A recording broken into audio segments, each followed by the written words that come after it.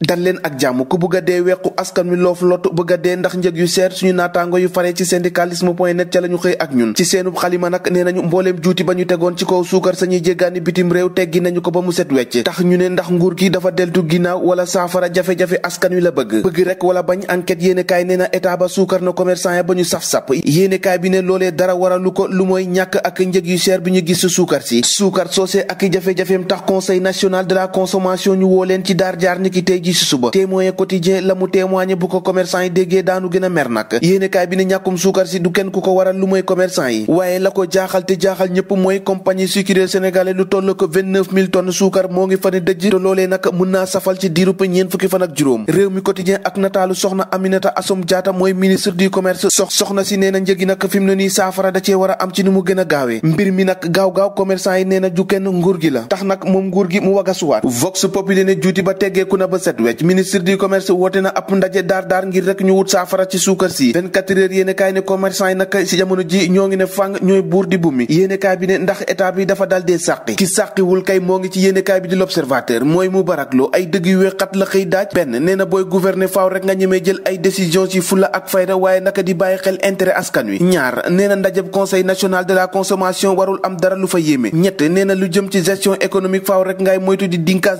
si loolee lépp nag Moubarak Lô moo ngi ko xëy gox ci biir yéenekaay bi di l'observateur ñu xëy yeggee leen ko leneen lañ leen war a yeggee te mooy musiba bi ndoxu taw bi dal dee def ca diwaanu Touba ñeent tu tànk ñoo fa labee ba ñàkk seenu pa bakkan ca quartier Daaru Rahman Tribune yéenekaay xëy di ko dëggal te naan 5 xale yoo xamante ne faatu nañu ci ndox mi nag dugal ci Touba ci naqar ak tiisu rëy surtout année Touba en larme critique yéenekaay xëy di àddu jëmale ci wàllum plan décennal ngir rek xeex mbënd mi askan wi nag ñu ci bëri ci ñoom ñoo ngi sàkku rek ñu lal ab commission d'enquête indépendante ngir rek ñu càmbar milliards yi tooy ci ndox mi ana rek fan la teeree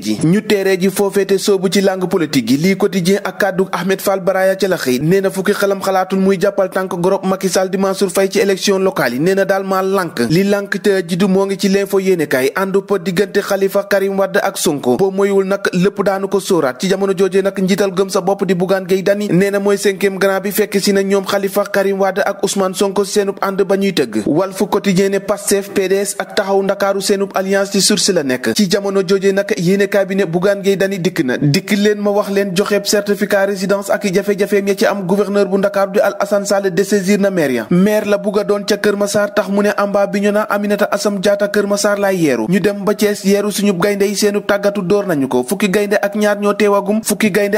teewagum basket Sénégal Afro Basket 2021 Sénégal Angola la am ci quart de finale yi loolee tax nag réew mi sport ne voilà un vrai combat à mort kay xaw tuuti rek mu dal waa police bu ginnaaw raay ay Baye Fall nag ñoo leen attaqué bu yàq fa ay bagage yu bari la ko sooke nag mooy Baye Fall yi dañu doon cant te amuñu benn autorisation ñoo ko déggandoo jàngeen jëf ba ëllëg